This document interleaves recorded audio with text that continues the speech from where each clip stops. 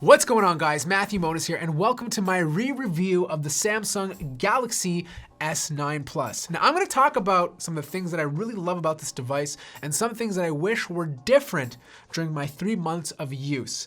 Now, the first thing I really want to talk about is the display. Hands down, the Samsung Galaxy S9 and S9 Plus have the best displays on the market. In fact, I'm going to put it into perspective for you.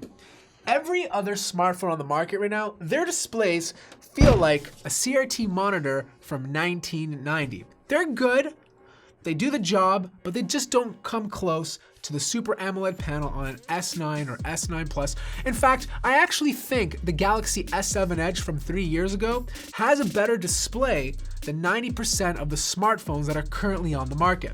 Now, I know there's some of you out there who are saying, Matt, their display is so over-exaggerated full of colors. Look, I get it, but those colors, the way they exaggerate it, just look fantastic. And if I'm reading and watching media on my phone for 40,000 hours a day, I want a beautiful visual experience. The second thing I really like is the performance. Sure, scrolling through menus and swiping up and down is not as fast as the OnePlus 6, but the S9 Plus and the Galaxy Note 8 with its 6 GB of RAM hasn't lagged since the day I got it. Now, there's a lot of you out there who are hesitant about Galaxy devices because of that Samsung lag. And look, this was true with previous devices. In fact, I think anything with 4 GB of RAM or less on a Samsung device is just not going to make the cut. In fact, you will get lag with it after using it for 2 to 3 months of use. But 6 GB of RAM paired with the beautiful Snapdragon 845, and you're getting some fantastic performance. The third thing that I really love about this device is the camera. Now, I know it's not the best camera on the market, but it's definitely top 5. The dual lenses do a great job of taking consistent photos.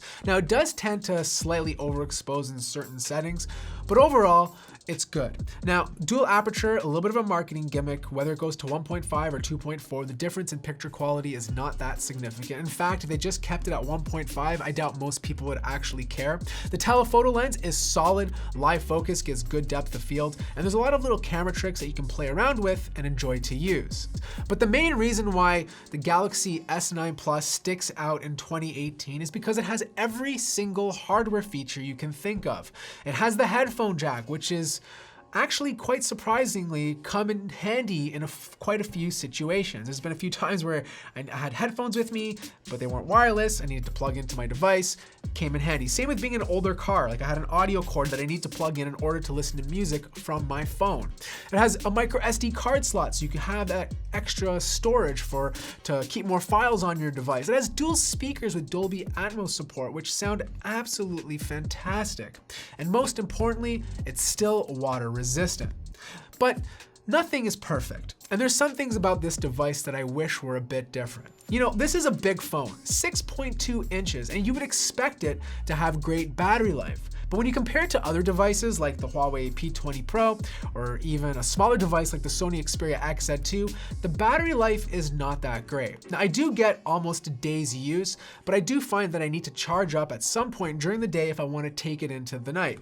Now, this is fine if I'm going back and forth between the office and home, but when I travel, I don't want to have battery anxiety, so usually I'll choose a different phone when I'm on the road.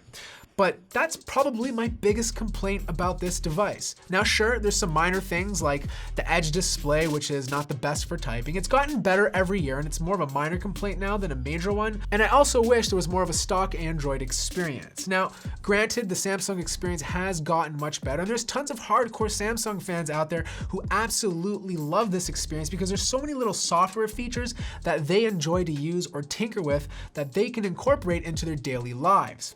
But overall, the phone has been absolutely solid. In fact, if you check out my previous video, I recommend this phone as being one of the best phones you can buy of 2018 so far.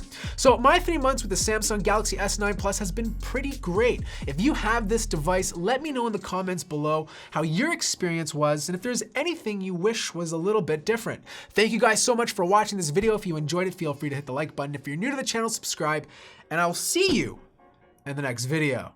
Oh, wait, before I go check out Bored at Work's video. I did an awesome collaboration with him on the Samsung Galaxy S9 Plus. We talked about in a great conversation reasons why we like and don't like the S9 Plus. So I'll place the link to that in the description down below.